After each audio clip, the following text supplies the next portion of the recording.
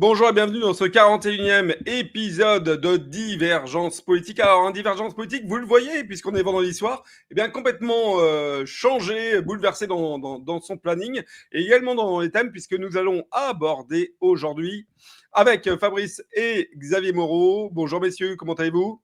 Bonjour Alexis, Bonjour. très bien, merci. Nous allons aborder donc avec Fabrice et Xavier Moreau la question des attaques israéliennes de cette nuit, donc de ce jeudi soir, dans la nuit de jeudi à vendredi, sur l'Iran, et réfléchir ensemble, quid des répercussions diplomatiques, quid des répercussions militaires avec l'Iran tout de suite. Eh bien, écoutez tout de suite, jingle.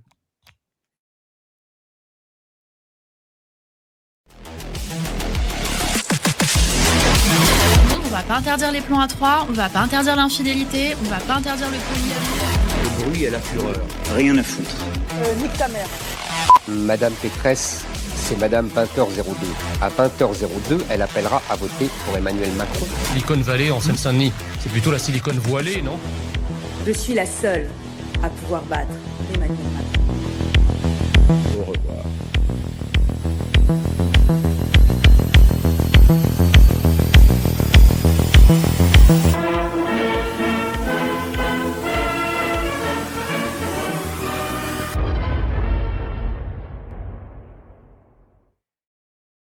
Alors, juste avant de commencer cette émission, toute l'équipe de Divergence Politique aimerait adresser toutes nos sincères condoléances à la famille et aux amis, bien entendu, d'Éric Dénessé, qui est décédé ce 12 juin. Voilà, on adresse toutes nos amitiés plus sincères et on va démarrer ce programme avec une autre nouvelle qui est pas réjouissante, messieurs. Cette nuit, donc à 2h du matin, heure de Paris, Israël annonçait avoir effectué une frappe préventive contre l'Iran. Alors, ce que l'on sait aujourd'hui, enfin à l'instant du tournage, nous sommes vendredi matin, c'est que effectivement les sites qui ont été visés sont des sites en Iran qui seraient basés à Natanz, qui sont des sites militaires d'ailleurs et nucléaires. Fabrice, toi qui es grand expert de l'Iran, on va commencer avec toi. Je connais l'Iran, mais je ne peux pas me qualifier de grand expert quand même. Grand vizir alors. Hein, Qu'est-ce que l'on sait de ces frappes en tout cas? Alors, les frappes ont attaqué plusieurs sites en Iran. Téhéran, où il n'y a aucune base militaire, purement militaire en Iran, à Téhéran, je veux dire, ni de site nucléaire. Mais effectivement, les Israéliens ont aussi ciblé des sites nucléaires. Donc en Iran, c'était plutôt pour taper, ils ont tapé sur le QG du corps des gardiens de la Révolution, qui est l'armée d'élite en Iran. Ils ont aussi ciblé des immeubles d'habitation où étaient notamment, et ça on pourra quand même se poser la question de savoir pourquoi les généraux les plus hauts gradés de l'armée iranienne dormaient tranquillement chez eux ce soir, alors qu'on sent quand même depuis 48 heures qu'il y avait beaucoup d'activités en Israël et dans les relations entre Israël et les États-Unis sur une frappe préventive, qualifiée de préventive par les Israéliens en Iran. Mais bon, je te coupe 2 secondes. Le New York Times l'avait annoncé il y a à peine 48 heures. Voilà, et sur mon canal Telegram, ça fait 48 heures aussi que j'avais prévenu que j'allais me concentrer plus sur les questions liées à l'Iran parce que quelque chose allait se produire. Donc si nous, à quelques milliers de kilomètres de là, on était au courant, on peut quand même se poser la question du sérieux des Iraniens là-dessus, puisque donc le général Salami est décédé dans ces frappes. Et le général Salami, pour ceux qui ne le savent pas, donc était le responsable, le général en chef du corps des gardiens de la Révolution. Donc ils ont tapé plusieurs immeubles d'habitation à Téhéran. Le quartier général, où il y avait aussi des généraux haut gradés du corps des gardiens de la Révolution. On se demande quand même pour quelle raison ils ne se retrouvent pas dans des bunkers ou dans des endroits. Enfin, ça rappelle un petit peu, je suis désolé de le dire, mais l'amateurisme du Hezbollah avec pardonnez-moi, le responsable du Hezbollah, donc Hassan Nasrallah. Nasrallah, merci Xavier. Je veux dire, en fait, ils font pas assez attention. Or, les services de renseignement israéliens sont excellents. Les hautes personnalités, lorsqu'elles sont ciblées, sont suivies. Et je trouve qu'il y a quand même un amateurisme à la fois au Hezbollah, à la fois en Iran. Bref, donc Téhéran a été attaqué, mais aussi les sites d'enrichissement d'uranium et les sites nucléaires. Et en plus de ça, Israël tape bien évidemment les tunnels, les puits de sortie des missiles balistiques iraniens pour éviter une riposte. Donc aujourd'hui, en fait, ce qu'on sait, c'est que la première attaque israélienne a été plutôt un succès. 500 missiles ont été lancés environ.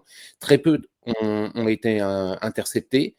Et là, en ce moment, ce que l'Iran est en train de faire, c'est d'envoyer des centaines de drones Shahed qui n'auront aucune chance d'atteindre Israël, mais ils le font pour saturer les avions de chasse israéliens, les occuper à détruire ces drones-là plutôt qu'à bombarder l'Iran de façon à ce qu'ils puissent préparer la riposte. Xavier, notamment Benjamin Netanyahou, je vais y arriver ce matin. Benjamin Netanyahou a notamment déclaré qu'il continuerait autant de jours que nécessaire ces attaques. On est dans une attaque pour le coup massive à d'Israël.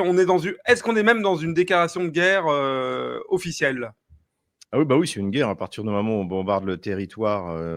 En fait, quand tu regardes ces dernières décennies, il y a quasiment pas eu de guerre déclenchée après une déclaration de guerre.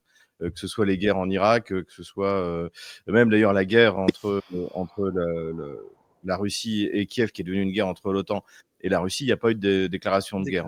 On est sorti de ce modèle-là. On frappe et Voilà. et après on annonce qu'on a frappé. Bah, je pense pas, là, il y a une volonté d'utiliser l'effet de surprise. Voilà. Moi, ce que je vois un peu, c'est plusieurs choses. Fabrice a tout à fait raison de comparer avec ce qui s'est passé sur le Hezbollah. Côté iranien, on est surpris par deux choses: l'amateurisme, donc de la sécurité de l'élite, je dirais militaire. Ensuite, l'absence de défense antiaérienne sérieuse. Mais ça, c'est très compliqué, la défense antiaérienne, c'est très compliqué, hein. Je rappelle que la Russie a la meilleure au monde, mais c'est des choses qui ont été mises en place déjà depuis l'Union soviétique, avec un système de maillage de différents systèmes qui visent à intercepter différentes couches d'attaque. Ça peut être des drones, ça peut être à basse altitude, à haute altitude, à trop haute altitude, etc. Et malgré le fait que la Russie soit sans doute le pays le mieux équipé, ça n'empêche qu'il y a des choses qui passent. Donc là, ce qui est clair, c'est que visiblement, l'Iran est très mal équipé. L'Iran possède beaucoup de vecteurs. On va voir ce qui va être utilisé. On va voir ce qu'ils vont pouvoir faire. Ce qui est frappant, donc, c'est ces attaques ciblées, ces assassinats, non seulement des militaires, mais également des scientifiques. Ça, je pense que c'est un travers, je dirais, assez typique israélien. Je pense que c'est lié à l'héritage de l'Ancien Testament, hein, ce Judith qui assassine Holoferne. C'est-à-dire, c'est l'idée qu'en assassinant un personnage clé, en fait, ça va changer le cours de la guerre. Je pense que c'est complètement idiot. Je pense que ça soulage, mais ça ne marchera pas. D'ailleurs, le Hezbollah, qui a été complètement décapité, finalement, n'est pas mort. Le Hamas non plus. Donc, en fait, quand vous avez des organisations suffisamment solides, et l'Iran est une organisation suffisamment solide, eh bien, il n'y a personne d'irremplaçable. Il y a sans doute des généraux qui sont meilleurs que d'autres, mais si ça se trouve, on en aura même des meilleurs qui vont arriver. On l'a vu d'ailleurs en Union soviétique. Oui, il y a eu une purge d'une partie du corps des officiers avant la Seconde Guerre mondiale, mais ça n'a pas empêché l'apparition de Zhukov, Konev, Vassilevski, Rokossovski, enfin les généraux de génie soviétiques sont pléthores. Donc l'idée qu'on aurait que le fait d'assassiner un chef militaire particulier, ça va avoir des conséquences radicales. Je pense que c'est faux, mais c'est profondément ancré dans la mentalité, je dirais, désolé, mais terroriste israélienne. Puisque effectivement, c'est l'idée que en assassinant des personnes ciblées, on va changer le cours d'une bataille. Je pense que ça n'a aucun sens, mais en tout cas, c'est la manière de faire de Netanyahou. Moi, je pense que Netanyahou, de toute manière, est dans une fuite en avant et cette attaque contre l'Iran en fait partie. Il a lui-même annoncé que la guerre serait longue, mais dans ce cas, ça veut dire qui va la faire? Parce que les ressources israéliennes, on le sait, sont limitées. On se souvient d'ailleurs que On va effectivement en parler. On va revenir sur le fil après, sur le volant militaire. Quelles sont les capacités de chacun. Pour rester un petit peu sur ce fil d'information ce matin, il y a 2 heures, donc au moment où on tourne cet épisode, l'Iran disait donc avoir effectivement, l'Iran a fait 2 déclarations importantes.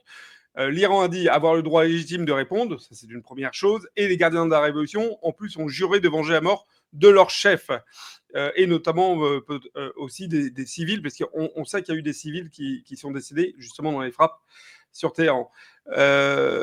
Côté américain, alors là, côté américain, il y a un petit peu d'embarras visiblement. On a différentes interventions, différentes prises de parole qui interviennent. Alors aux États-Unis, pour rappeler, on est dans la soirée. Il doit être 22h, 22h sur la côte ouest, et à peu près un peu plus de minuit à Washington, vers 1h du matin. Minuit, 1h du matin. Donc ça veut dire que quand même, il y a une prise de parole nocturne embarrassée sur la question. Et là, on a effectivement des officiels qui indiquent que les États-Unis n'ont pas participé à cette opération.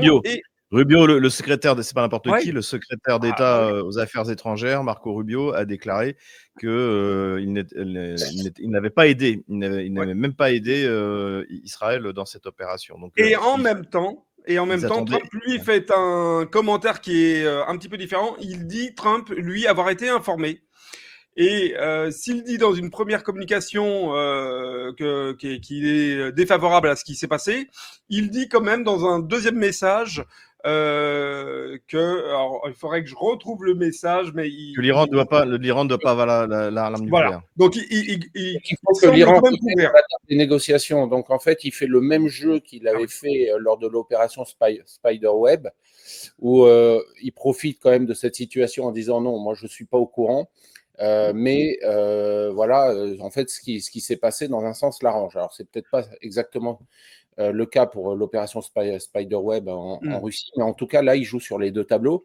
Les Iraniens, en revanche, ont clairement dit qu'ils considéraient que les Américains étaient co-responsables de cette attaque, c'est-à-dire que l'ayatollah Khamenei et d'autres hauts responsables ont clairement dit pour nous, de toute façon, c'est Israël avec les Américains, et du reste, sur l'envoi des 200 drones, 300 drones, on ne sait pas exactement là, qui sont partis il y a quelques heures à peine en direction d'Israël.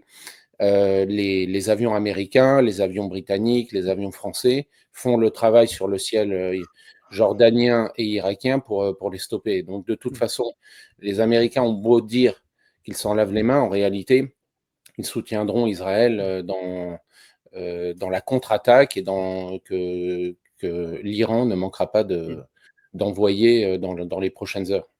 Israël ne peut pas faire la guerre sans l'aide des États-Unis. Donc c'est clair que Trump était au courant, parce que Netanyahou ne peut pas prendre la décision de commencer une guerre, c'est ce qu'il vient de faire, sans au moins en avertir les États-Unis. Moi, je pense que ce qui est intéressant, c'est que officiellement la position des États-Unis, c'est nous, on n'a pas contribué à cette attaque.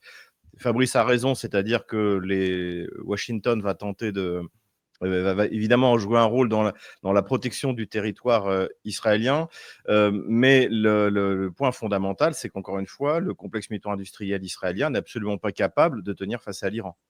Donc la question qui se pose, et c'est pour ça que je pense que Netanyahou est dans une fuite en avant, c'est finalement la question, c'est que va faire l'Iran ? Jusqu'où ira la réponse de l'Iran ? Si jamais cette guerre dure longtemps, c'est ce que vient de dire Netanyahou, je ne vois pas comment Israël peut la gagner. Ils peuvent faire encore des dégâts, ça, il n'y a absolument aucun doute là-dessus, mais ou alors est-ce qu'ils comptent sur une déstabilisation du pouvoir de l'intérieur ? Mais c'est un peu ce qu'on avait observé, pour reprendre le parallèle avec l'opération contre le Hamas et contre le Hezbollah, c'est-à-dire notamment sur le Hezbollah, donc assassinat ciblé, et après on fait quoi ? Après, en fait, finalement, on n'a pas fait grand-chose. Ils ont pénétré sur le territoire libanais, mais ça s'est pas très bien passé. Et finalement, il n'y avait pas vraiment de stratégie, en fait. La question, c'est si le but stratégique pour l'instant annoncé, c'est on ne veut pas que l'Iran ait l'arme nucléaire.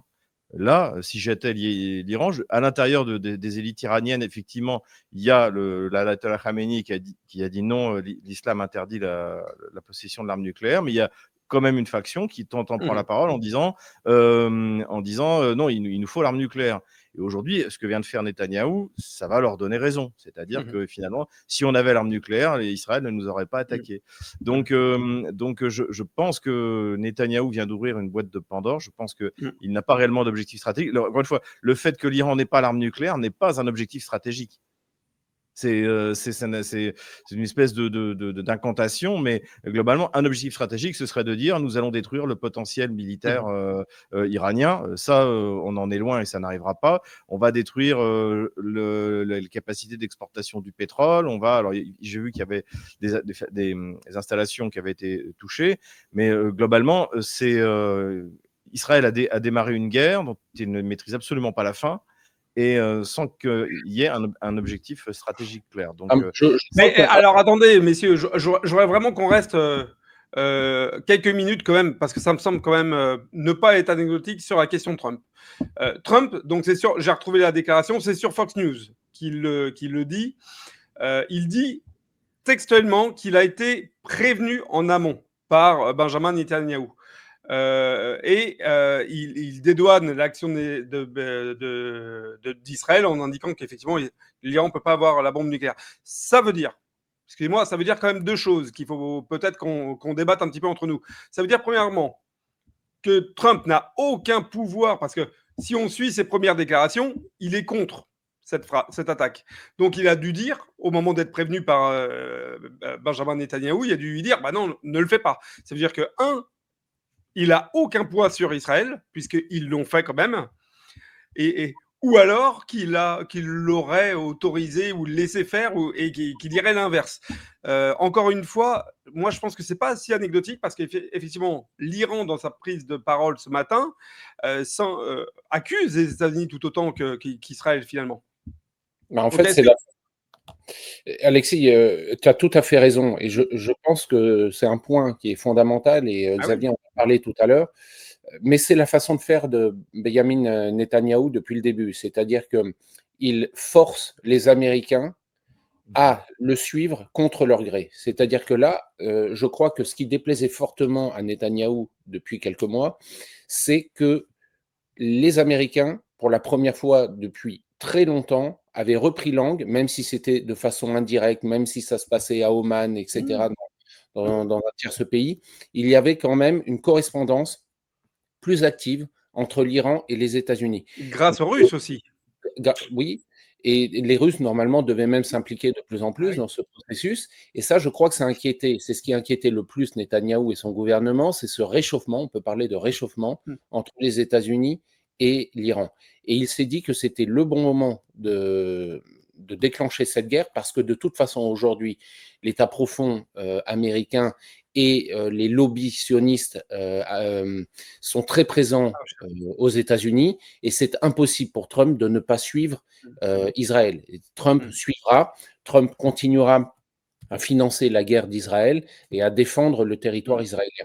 Et ça, Netanyahou le savait. D'autre part, je crois que, alors on n'en a pas encore parlé, mais ça c'est un point, je crois qu'il est important de souligner, c'est que l'Iran s'était vanté il y a à peine quelques jours d'avoir réussi une opération d'espionnage de très grande envergure qui lui avait permis d'obtenir des milliers de dossiers extrêmement, classés secrets sur le nucléaire israélien, sur les bases secrètes israéliennes, etc. Et je crois que Netanyahou s'est dit qu'il fallait taper l'Iran le plus vite possible avant que l'Iran puisse profiter de ces enseignements, de ces informations pour lui-même envoyer une attaque sur Israël. Xavier, petite question pour finir sur la question de Trump. Incompétent ou coupable ?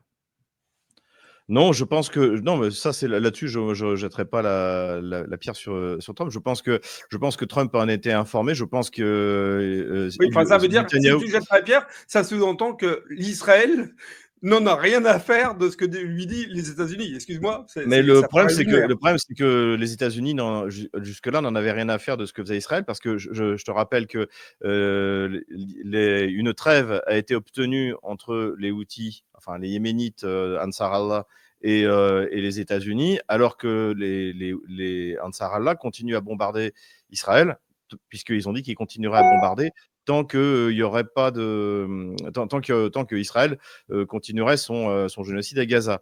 Donc en fait, Trump a pris des décisions qui ont été très très comment dirais-je, désagréables et contre-productives pour Netanyahou.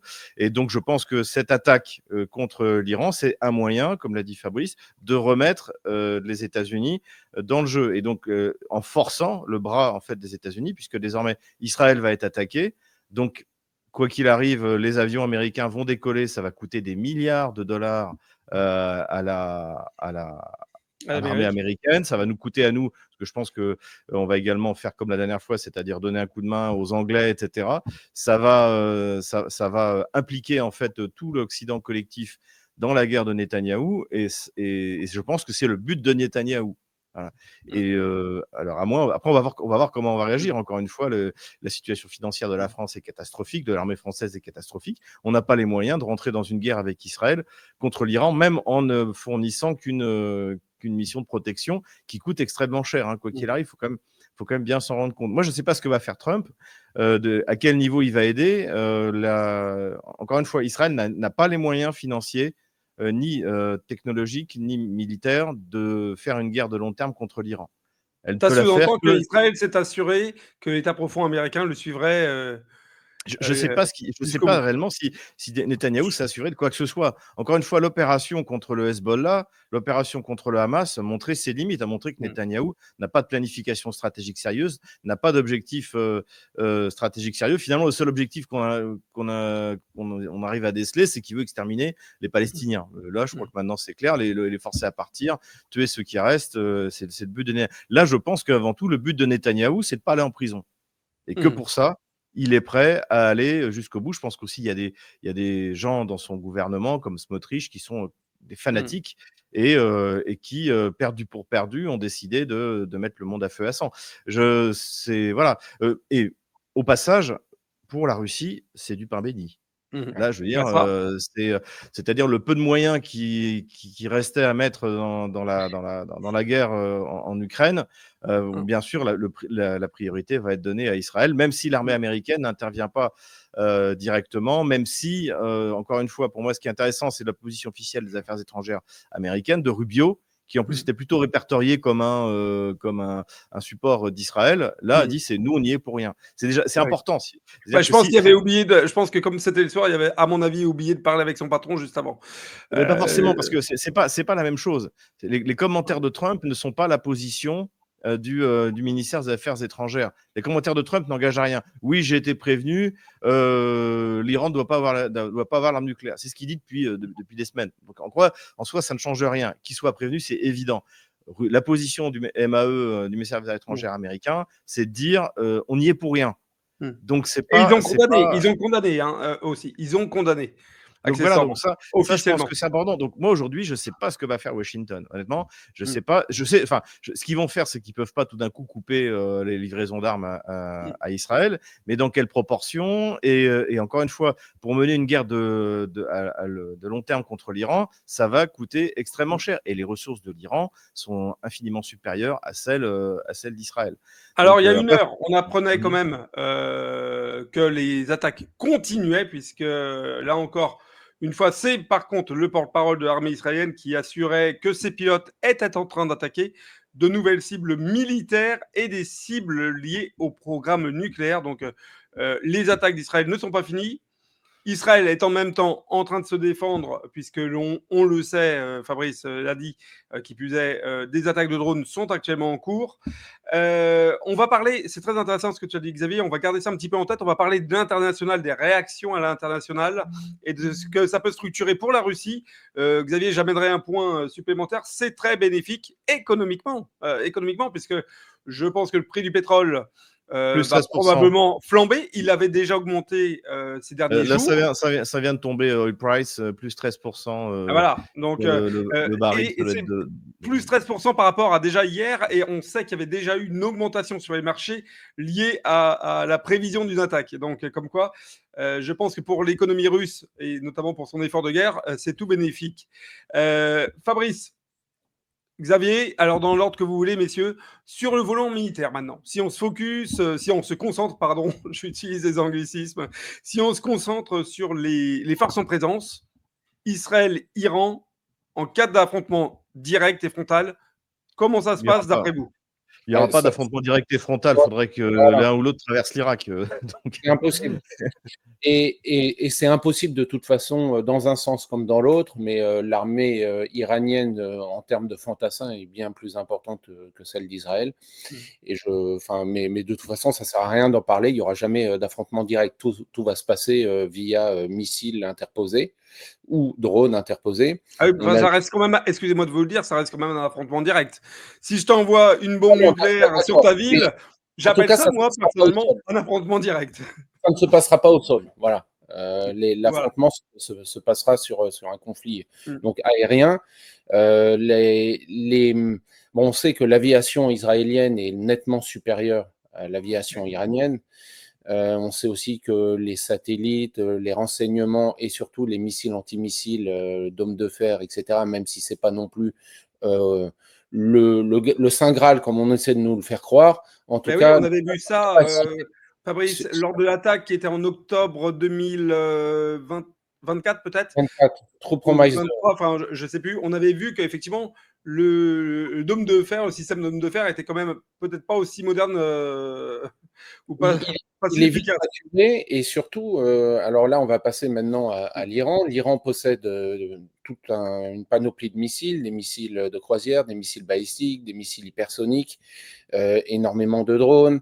Et je crois que True Promise 1 et 2 ont justement permis à l'Iran. Alors ça, je pense que c'est un point sur lequel on peut détailler un petit peu, qu'on doit détailler un petit peu, c'est-à-dire que les médias occidentaux, après les répliques iraniennes suite aux assassinats ciblés, que ce soit à Téhéran ou suite à l'attaque du consulat iranien en Syrie, avaient lancé donc 2 vagues de répliques, en avril 2024 et en octobre 2024. Et à chaque fois, les médias occidentaux avaient dit oui, mais regardez, les dégâts sont mineurs, etc.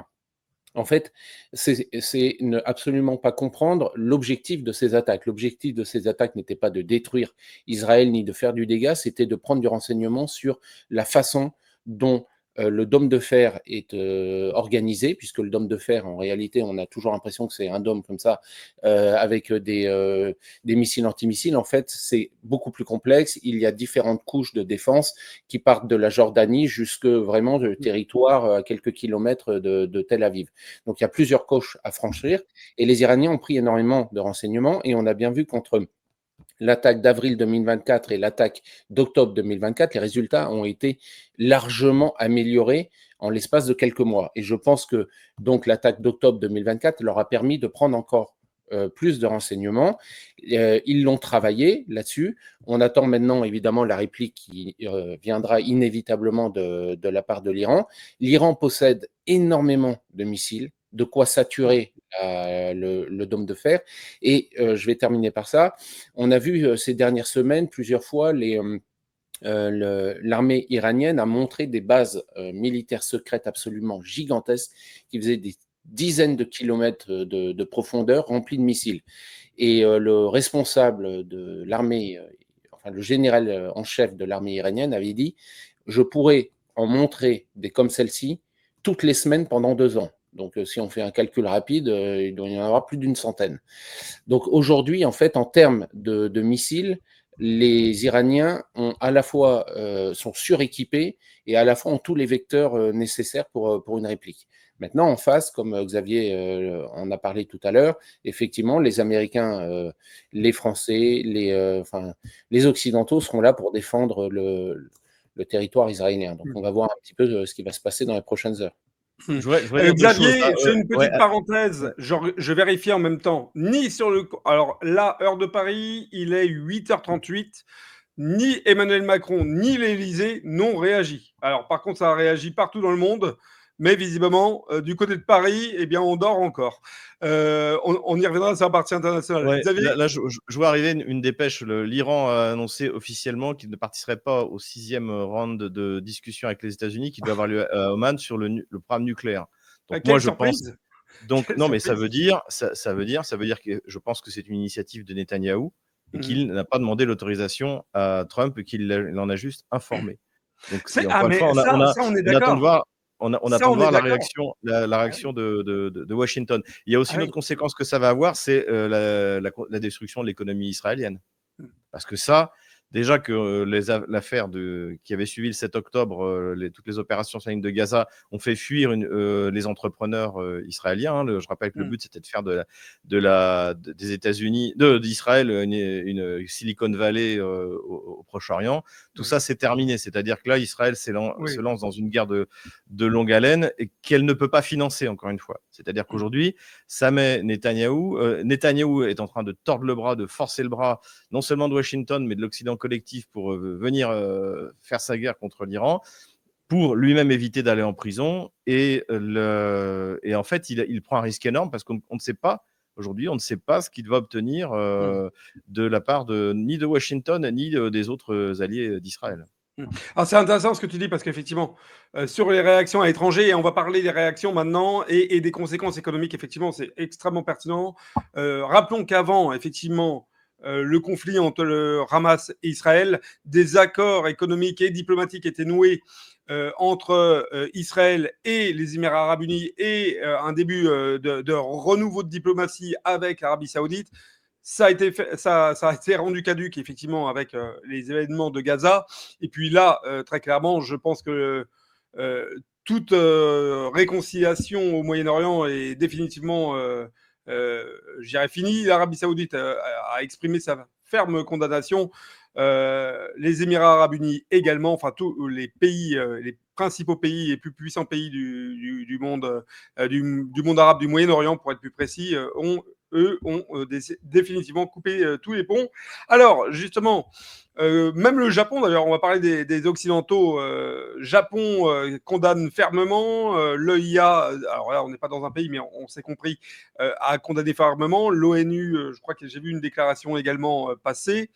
Les Britanniques de Keir Starmer, alors, eux, ils n'ont pas condamné, mais ils ont appelé à la retenue. C'est-à-dire qu'ils se disent qu'ils vont avoir du boulot, du pain sur la planche, donc probablement ça ne les arrange pas. Pour Trump, je reviens à ce que tu dis. Tu as raison, je suis d'accord avec toi. Benjamin Netanyahou n'a clairement pas demandé son avis à Trump, mais ça montre qu'il l'a juste informé, mais ça montre que Trump, en étant informé, n'a pas eu le moindre pouvoir de persuasion sur Israël, ce qui est quand même extrêmement inquiétant si tu es américain. Et accessoirement, je ferme la parenthèse Trump passe vraiment une sale période actuellement, et il n'est pas au mieux. Côté français, donc, ouais. Côté Alexis, français, oui, pardon. Depuis tout à l'heure, tu cites, tu fais toute une liste de condamnations venant de pays, mais en fait, la vraie question, c'est de savoir qu'est-ce que ça va changer de condamner cette attaque.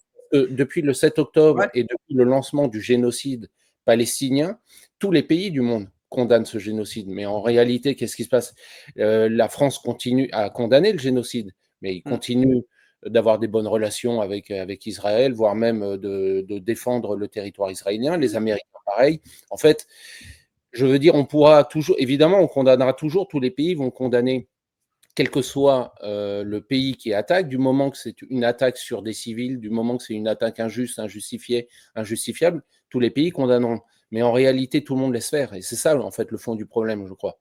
Je crois en fait, qu'il faut quand même, à un moment ou à un autre, se demander, enfin, on n'en est plus là à savoir qu'est-ce qui condamne ou qu'est-ce qui condamne pas. Le fond du problème, c'est de se dire comment on fait pour que le gouvernement Netanyahou, qui est lancé dans une fuite en avant, qui s'en est d'abord pris en ce moment-là, donc au Hamas, et ensuite à toute la population palestinienne, puis s'est attaqué au Liban du Sud en massacrant aussi des populations civiles, puis en bombardant de façon absolument en dehors de toute convention, en dehors de toute loi internationale, la Syrie, et ensuite le Yémen et maintenant l'Iran. Et en fait, tout continue malgré les condamnations. Donc le fond du problème, il est là. Il est qu'est-ce qui fait que le gouvernement Netanyahou est au-dessus de toutes les lois internationales et que tout le monde le laisse continuer en réalité à faire ce que bon lui semble.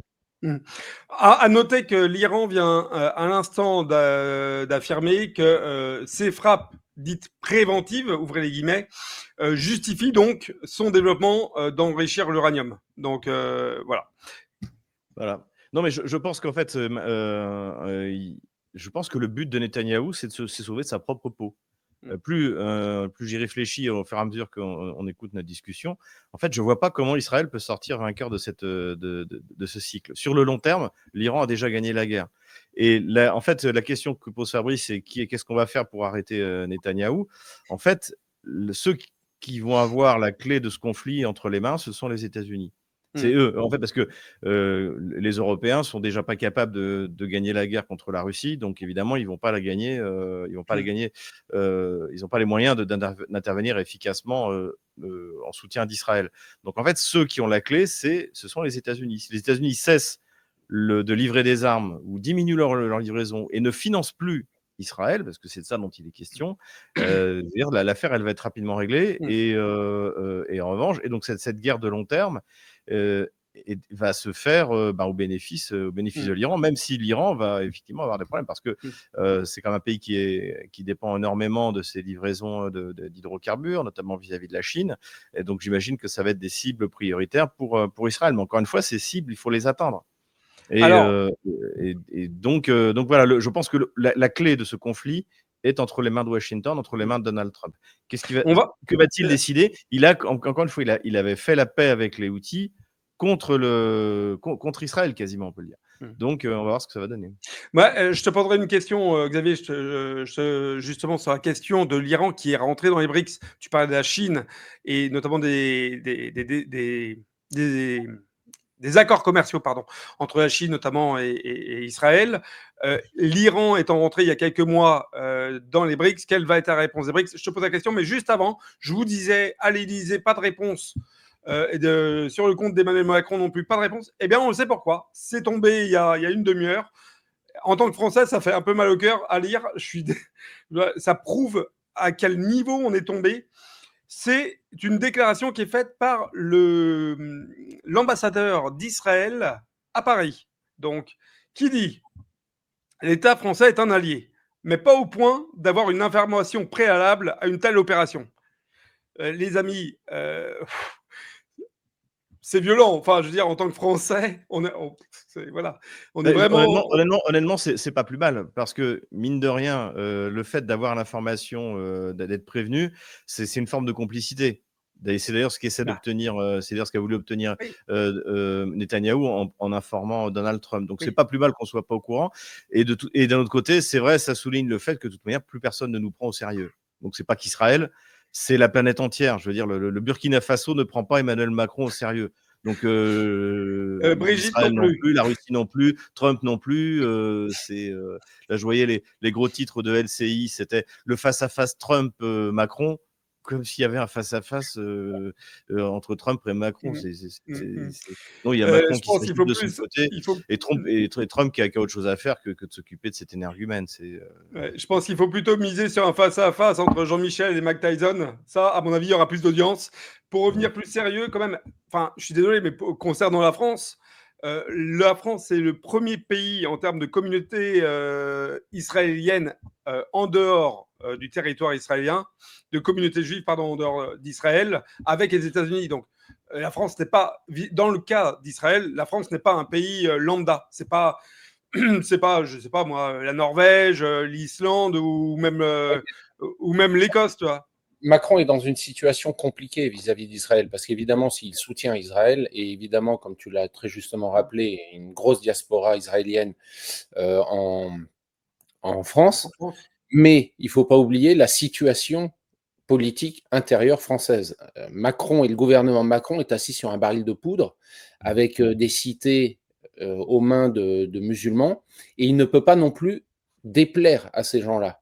Et c'est pourquoi, en fait, depuis le 7 octobre, pardon, même si Macron soutiendra et continuera évidemment de soutenir Israël, il a quand même fait des déclarations en condamnant on en parlait tout à l'heure, en condamnant la violence, l'extrême violence de Tsahal envers les civils palestiniens.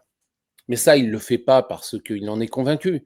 Il n'en a strictement rien à faire, Macron, des Palestiniens. Sinon, il aurait agi autrement. Il aurait condamné, non seulement condamné, mais arrêté de financer, rappelé son ambassadeur. Enfin, il y a tout un tas de moyens, je veux dire, à mettre en place pour vraiment montrer son mécontentement. Bref, tout ça pour dire que Macron, en réalité, il fait ses déclarations publiques uniquement pour satisfaire une partie de la population française qui est de plus en plus nombreuse et qui est très instable et qui pourrait lui causer des problèmes en politique intérieure. Donc en fait, comme il est assis entre deux chaises, il déplaît à la fois aux fondamentalistes musulmans, aux musulmans français et à la fois aux Israéliens, au point, effectivement, comme tu viens de le rappeler, qu'il n'a pas été prévenu.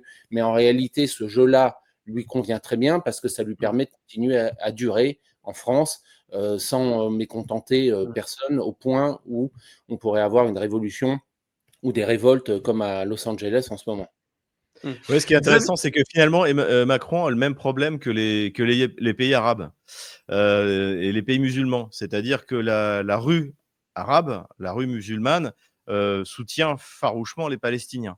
Mais les gouvernements arabes, que ce soit saoudiens, émiratis, et eux essaient de trouver comment dirais-je, une voie médiane qui plaît pas du tout, à la rue, encore une fois. Et Macron, avec le fait que on a depuis des années importé des millions de populations arabes ou noires, mais musulmanes, et bien en fait, se trouve face au même dilemme, c'est-à-dire que il a envie de soutenir Israël, mais avec la rue musulmane, la rue arabe, la rue qu'il y a en France, il est obligé d'en tenir compte parce qu'en plus, s'appuyer sur ces minorités-là, qui sont de plus en plus d'ailleurs majoritaires dans certains quartiers, est devenu un enjeu. Et en plus, il doit affronter sur le terrain la France insoumise qui, elle, a fait clairement son choix de soutenir les Palestiniens. Donc effectivement, Macron n'est pas dans une situation très confortable, il faut bien le dire.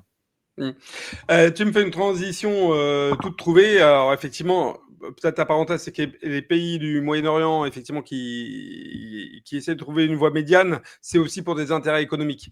Donc les intérêts économiques, justement, c'est la question qui se pose aujourd'hui. Les BRICS, Xavier, je te garde justement en grand à l'écran.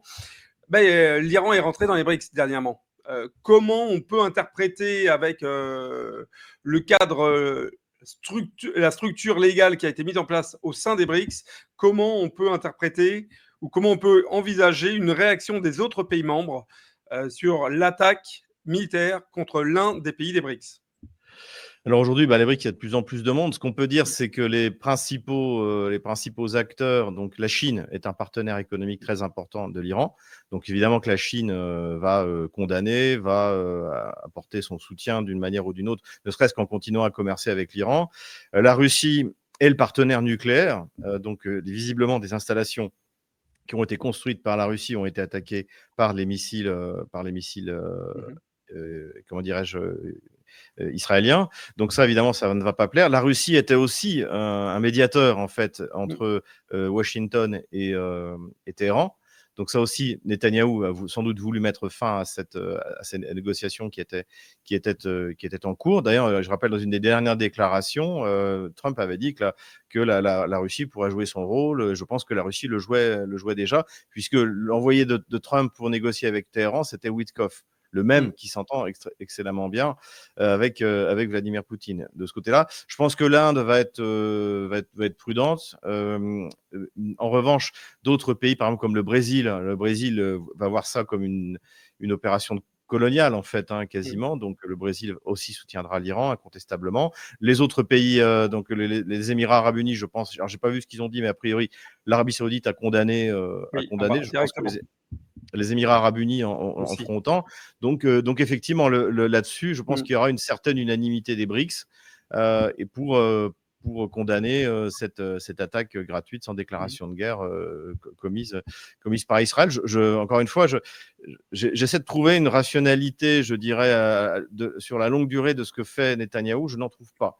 Tout ce que je vois, c'est qu'en fait, une réaction hystérique pour se protéger lui, pour pas aller en prison, et pour empêcher la signature d'un accord nucléaire entre Washington et Téhéran. C'est ce que je vois, et au fur et à mesure qu'on en discute, on réfléchit. Je ramène juste 3 petits points intéressants, Fabrice, et je te donne la parole là-dessus, à garder en tête. Il y a 10 jours à peine, une semaine, 10 jours, Trump, effectivement, dans le communiqué de presse que tu rappelais, Xavier, disait qu'il avait besoin de Vladimir Poutine pour régler diplomatiquement la question iranienne. Premier point.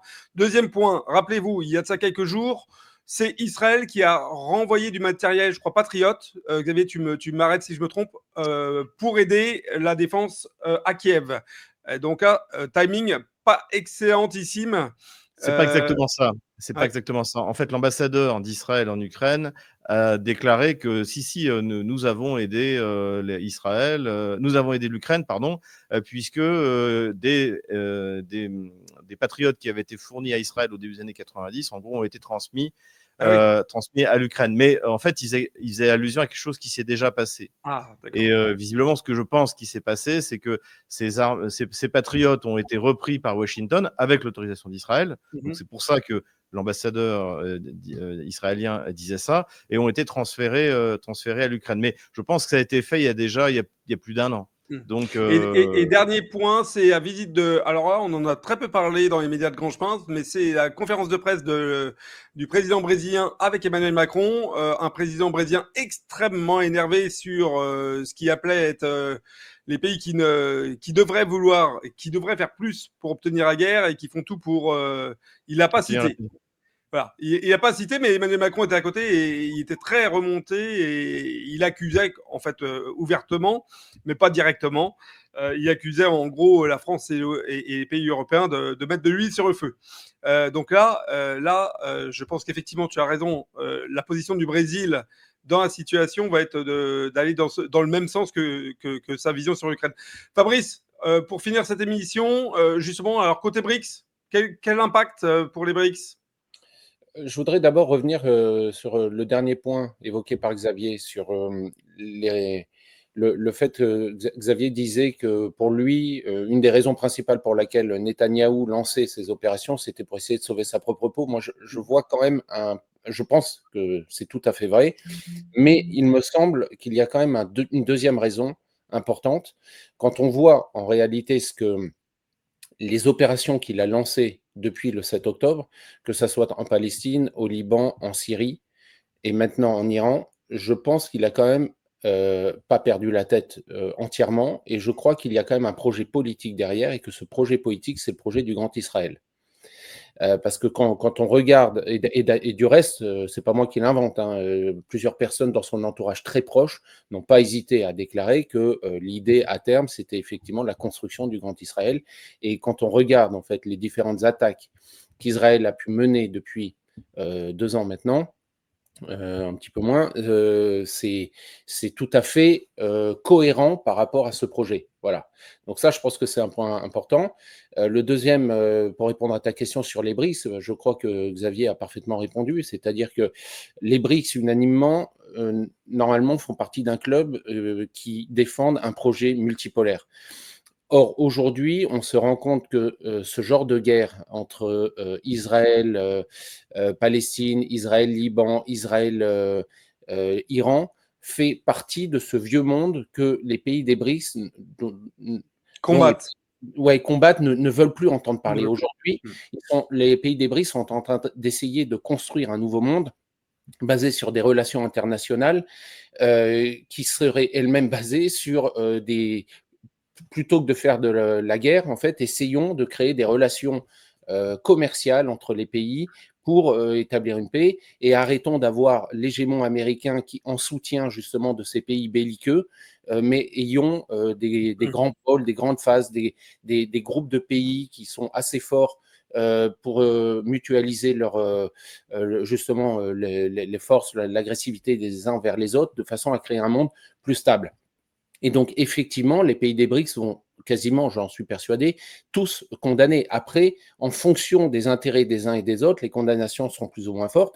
Et je crois qu'effectivement, par exemple, pour prendre l'exemple le plus probant, la Chine continuera ses relations commerciales, voire les augmentera pour financer l'Iran. Je ne pense pas qu'elle intervienne militairement, c'est quasiment impossible. On connaît la mentalité chinoise.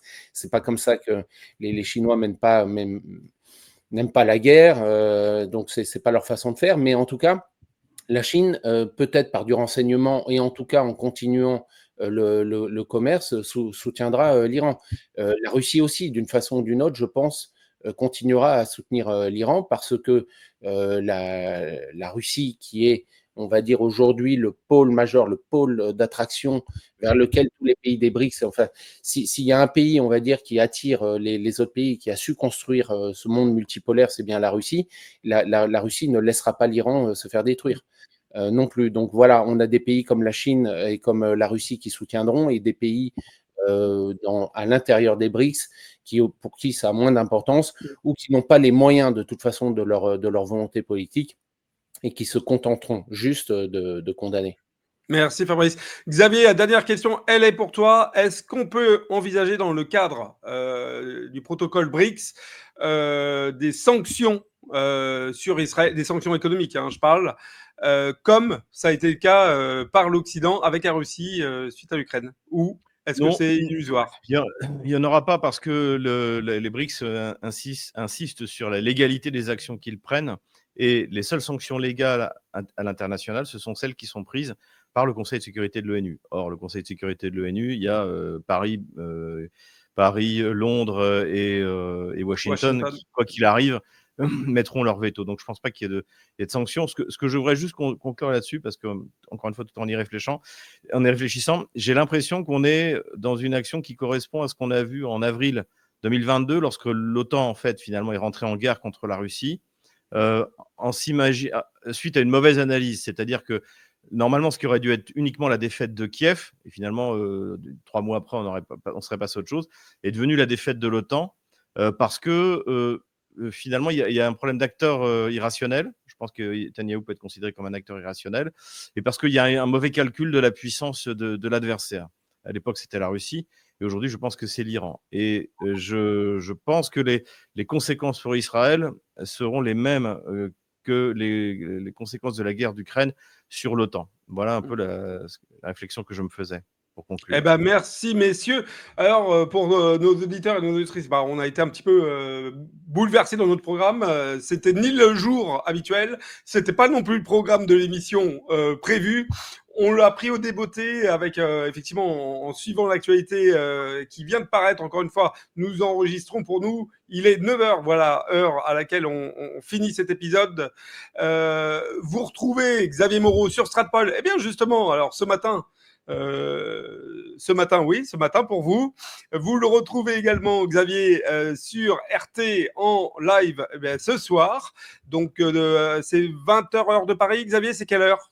Non, c'est 17h heure de Paris. 17h heure de Paris, voilà. Donc, à l'heure où on diffuse, l'émission est déjà finie. Retrouvez-la justement en live sur le canal Stratpol Telegram de Xavier Moreau et puis Fabrice Sorlin. Vous le savez désormais, son canal Telegram. Fabrice, toi, justement, si vous vous intéressez à la question Israël-Iran, voilà, c'est le bon moment de s'abonner à ton canal Fabrice Sorlin dans la barre de recherche de Telegram. Fabrice, ça va être quoi l'actualité justement sur ton canal sur le sujet? Ouais, comme je l'ai dit au début d'émission, ça fait 48 heures que je me suis concentré là-dessus. J'ai senti, comme d'autres, que quelque chose d'extraordinaire allait se passer. Et donc aujourd'hui, je vais faire un suivi assez précis de tout ce qui se passe quasiment heure par heure pour voir un petit peu où cela va nous mener, parce que ça peut nous mener loin. Et ce qui se passe aujourd'hui en Iran va déborder évidemment sur la zone régionale. Ça va aller beaucoup plus loin. Les répercussions vont être beaucoup plus importantes. Voilà, arrêtez de suivre le New York Times, ça sert à rien. Suivez le canal de Fabrice Orlin. Il avait annoncé le scoop avant même le New York Times, donc c'est parfait. Merci messieurs 1000 fois pour cette émission au débeauté et complètement bouleversée. Et on se retrouve dans le 42e épisode donc de Divergence tout court, sur Divergence politique. La semaine prochaine, cette fois, on reviendra, enfin si tout se passe bien, au dimanche. Bonne semaine, bon week-end et puis bonne semaine à toutes et à tous. Au revoir. Au revoir.